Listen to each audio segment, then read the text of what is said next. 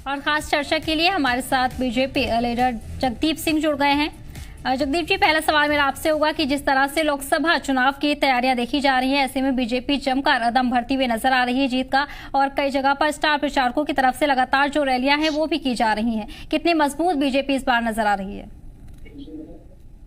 शुक्रिया आपका। देखिए, अगर आप यथार्थ की भूमि पर खड़े होकर बड़ी संजीदगी से मनन करेंगे तो परिस्थितियां वो नहीं है जो देश का 90% मीडिया दिखाने की कोशिश कर रहा है और निरंतर करता चला आ रहा है। हकीकतन आज भारतीय जनता पार्टी के तमाम आला दर्जे के नेताओं को ये बात बड़ी बाखूबी समझ आ चुकी है कि जो एंटी इनकम्बेंसी जम्मू कश्मीर की मैं खासतौर से बात करूं, यहाँ के स्थानीय नेताओं की वजह से बनी है, उसे शायद ही ये पार पा सके। पहली तो ये बात। और दूसरा, देखिए, आप मुझे एक बात बताइए, जैसे अक्सर हम सुन रहे हैं कि कभी माननीय प्रधानमंत्री नरेंद्र मोदी जी आ गए, कभी अमित शाह साहब आ रहे हैं, अभी योगी जी होकर गए, राजनाथ सिंह जी आए और वहां पे बात कर रहे थे जल से नल तक पानी पहुंचे लोगों को। तो मुझे एक बात बताइए, सबसे पहले भारतीय जनता पार्टी के जो विगत 10 वर्षों के दौरान जिस तरीके से जन अपेक्षाओं का कत्ल हुआ है, उन पर जवाबदेही किसकी है? आज राजनाथ सिंह यहाँ पर आए, रक्षा मंत्री हैं, क्या किसी ने उनसे ये सवाल पूछा कि पुलवामा हमले के शहीदों की शहादत पर जो सवालिया निशान तत्कालीन और आखिरी गवर्नर सत्यपाल मलिक साहब ने मढ़ा था, उस पर क्या जवाब है? क्या किसी ने उनसे पूछा कि इस देश के माननीय प्रधानमंत्री नरेंद्र मोदी की विश्वसनीयता सवालों की जद में थी? सत्यपाल मलिक साहब ने तो यहां तक कह दिया कि मोदी जी के पास समय नहीं था और वो बेयर ग्रिल के साथ मैन वर्सेस वाइल्ड की शूटिंग में बिजी थे कॉर्पोरेट पार्क में। और अगर मोदी सरकार संजीदगी से काम करती, रास्तों को सैनिटाइज किया गया होता, और तो और अगर जहाज जो है हवाई रास्ते से उनको मुहैया करवाए गए होते, इतनी बड़ी तादाद में नफरी जा रही थी, तो इतना बड़ा हादसा और इतने बड़े पैमाने पर शहीदों की शहादत जो है वो नहीं होती। और तदोपरांत आपने देखा कैसे माननीय प्रधानमंत्री नरेंद्र मोदी जी ने शहीदों की फोटो लगाकर वोट मांगे। आप इनसे पुलवामा की बात करते हैं तो ये बालाकोट पे आ जाते हैं।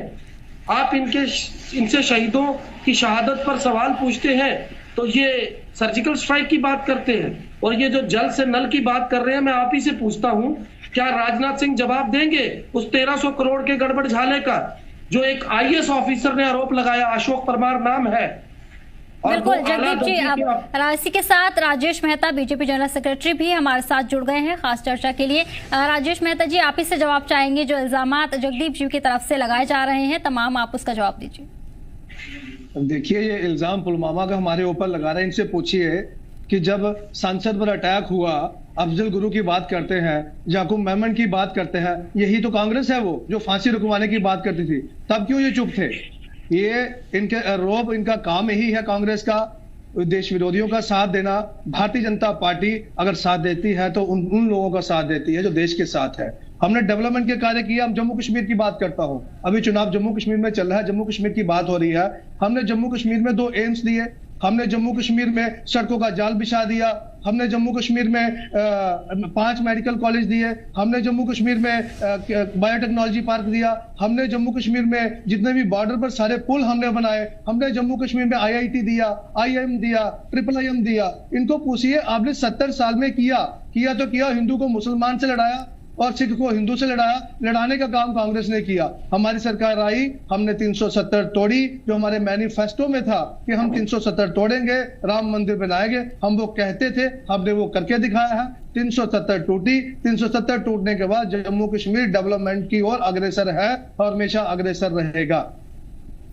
बिल्कुल जगदीप से सीधा बात करते हैं जम्मू की दोनों सीटों की। अगर हम वहां पे देखा जाए तो चौधरी लाल सिंह मैदान में है, रमन भल्ला मैदान में है, तो बीजेपी की बात अलग से करेंगे। लेकिन अगर कांग्रेस की हम बात करें तो क्या मजबूती है, किन मुद्दों को लेकर अब जो है कांग्रेस मैदान में नजर आ रही है, किस तरह से जनता को लुभाया जा रहा है? मैं तो चाहता था पहले ये जो एक तरह का भद्दा मजाक भारतीय जनता पार्टी के प्रवक्ता ने अभी किया, सड़कों की बात की, जम्मू कश्मीर में तरक्की की बात की और उस एम्स की बात की जो जम्मू के लोगों ने लड़कर लिया। तो चलिए, अब आपने सवाल घुमा दिया है तो मैं उसी पे आता हूं। देखिए, जम्मू कश्मीर के लोगों की अगर हम बात करें और यहाँ के स्थानीय मुद्दों की बात करें तो एक बड़ी लंबी फेहरिस्त बनती है।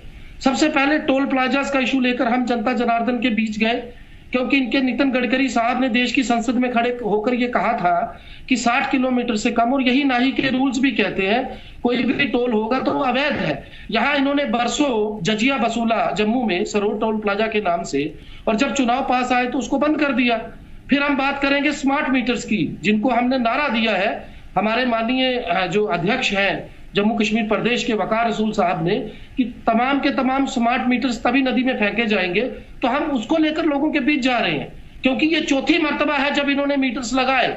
और आलम यह है कि वो प्रदेश यहां से बिजली पैदा करके ये आधे हिंदुस्तान को देते हैं। और मैं पूछना चाहता हूं, एक निशान, एक विधान, एक संविधान की बात करने वाले ये लोग, ये जरा मुझे बताएं कि क्या पंजाब जो है वो हिंदुस्तान का हिस्सा नहीं, दिल्ली भारत में नहीं आता? या राजस्थान में हमारी सरकार थी तो क्या वहां की सरकार लोगों को 200 या 300 यूनिट बिजली निःशुल्क उपलब्ध नहीं करवा रही थी? और यहाँ पर आलम यह है कि स्मार्ट मीटर लग जाएंगे, रात को आपका रिचार्ज खत्म होता तो आपकी बत्ती गुल। और फिर हम जाएंगे इसके अलावा इनके उस अतिक्रमण विरोधी अभियान को लेकर लोगों के बीच, जब ये लोगों की मकानें और दुकानें तोड़ने पर आ गए। और हम बात करेंगे उस शराब माफिया की, जो इन्होंने ल्यूकर माफिया जो है मंदिरों के शहर को शराबों की दुकानों से पाट कर रख दिया, और तमाम का तमाम ठेकेदार जो है वो बाहर से लाए गए। हम बात करेंगे खनन माफिया की, जिस खनन माफिया के चलते जम्मू कश्मीर की जो प्राकृतिक धरोहरें थी उनका तो आमूल चूल नाश किया ही, अलबत्ता यहाँ के लोगों को अपने स्थानीय घरों के निर्माण के लिए भी सामग्री उपलब्ध नहीं है। तो ऐसे कितने मुद्दे में आपको गिनाऊं मोहतरमा? आप एक सिरे से शुरू हो जाइए। असलियत यह है कि भूमि आंदोलन से पहले भारतीय जनता पार्टी का एक विधायक होता था, ये 1 से 11 हुए, और मोदी लहर में 11 से 25 हुए।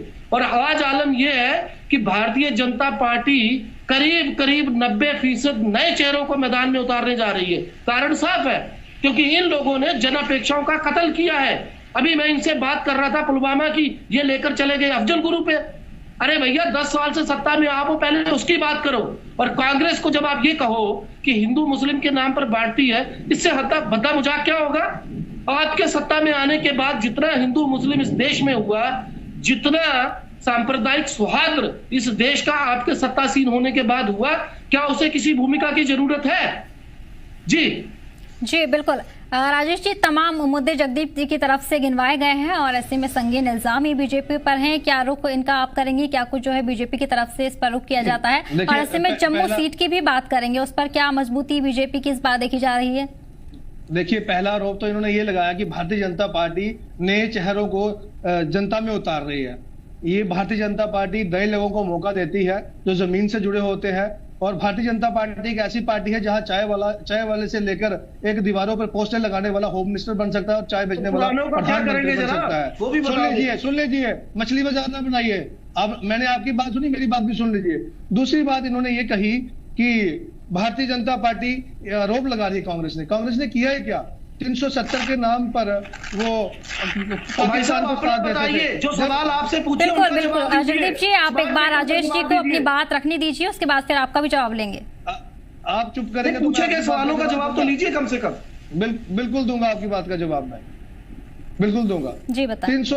370 के नाम पर इनकी पार्टी कश्मीरियों को सपोर्ट करती थी। जब से हमारी भारतीय जनता पार्टी सत्ता में आई, ना एक पत्थर कश्मीर में चला है, ना एक गोली चली है, ना किसी की हत्या हुई है। हमने स्पष्ट कहा है हमारे माननीय प्रधानमंत्री जी ने, ना मैं खाऊंगा ना किसी को खाने दूंगा। दूसरी बात इन्होंने कही कि कॉन्ट्रैक्टर बाहर से आ गए। आज भारतीय जनता पार्टी जब सत्ता में आई तो हमने ई टेंडरिंग कर दी, कोई भी उस टेंडर को भर सकता है। नहीं तो पहले क्या हुआ करता था कांग्रेस के जमाने में, जब आप किसी टेंडर को भरने जाते थे लोगों के हाथ काट दिए जाते थे, वहां टेबल पर गन रखकर उस टेंडर को भरा जाता था। लेकिन आज गरीब घर का बेटा भी उस टेंडर को घर बैठ के भर सकता है। आज वो गुंडागर्दी जम्मू कश्मीर में खत्म हो गई। और तीसरी बात, अगर बात करेंगे तो अब सीट की बात करते हैं, इनके प्रत्याशी चौधरी लाल सिंह जी किनका समर्थन ले रहे हैं? जो उमर अब्दुल्ला साहब, जब 2008 में अमरनाथ आंदोलन हुआ था तब उन्होंने हिंदू मुस्लिम किया था। उन्होंने कहा था कि 1 इंच भी जमीन अमरनाथ यात्रा के लिए हम हिंदुओं को कश्मीर में नहीं देंगे। वो महबूबा मुफ्ती का कांग्रेस साथ ले रही है, जो कहती थी तिरंगे को कंधा देने वाला कोई नहीं होगा।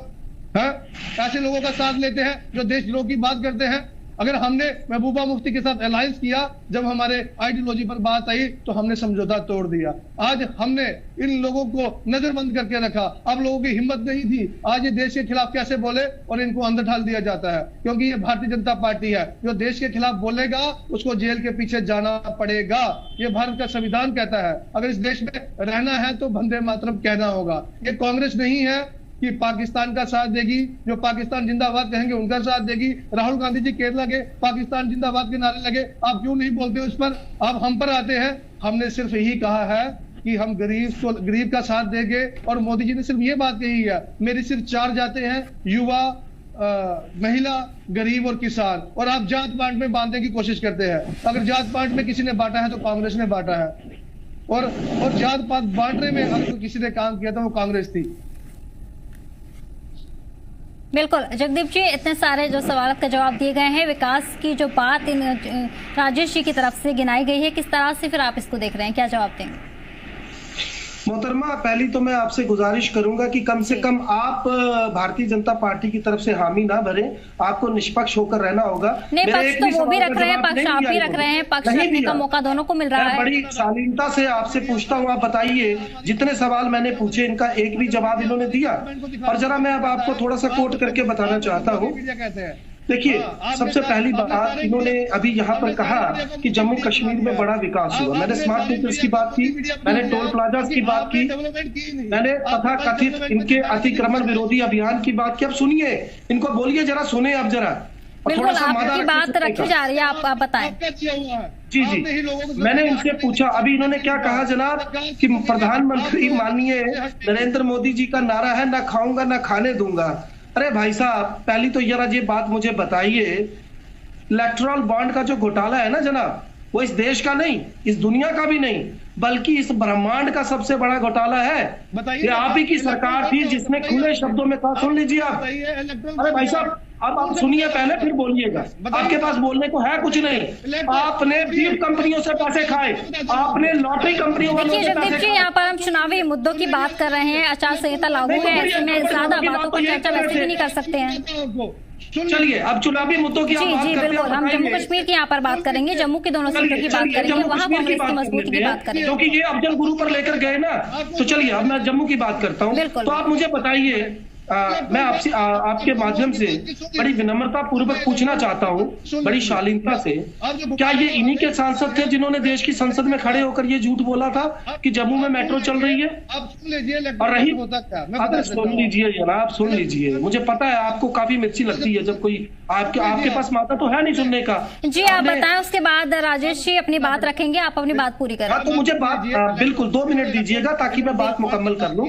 देखिए, मैं आपको उदाहरण के साथ बताना चाहूंगा, बेरोजगारी के मामले में जम्मू कश्मीर आज की डेट में नंबर 1 है। पेपर लीक मामले की आप बात कीजिए तो सब इंस्पेक्टर्स के एग्जाम हुए, पेपर लीक हो गए। इसके साथ साथ आप फायर एंड इमरजेंसी के लोगों की बात कीजिए, जो चुने हुए चयनित उम्मीदवार थे, उनका विरोध प्रदर्शन देखिए।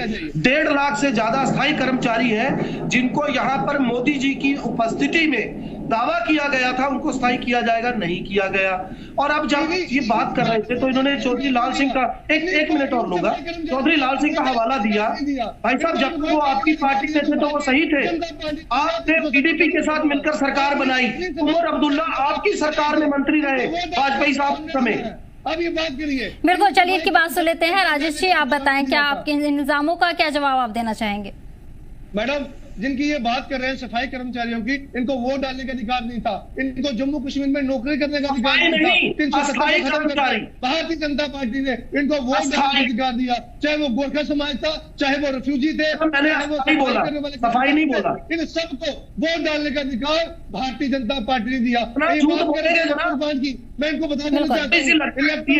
इनका पैसा बंद हो गया क्योंकि कांग्रेस चुनाव के समय की बात कर रहा हूँ मैं, इनका पैसा कैश में भारतीय जनता पार्टी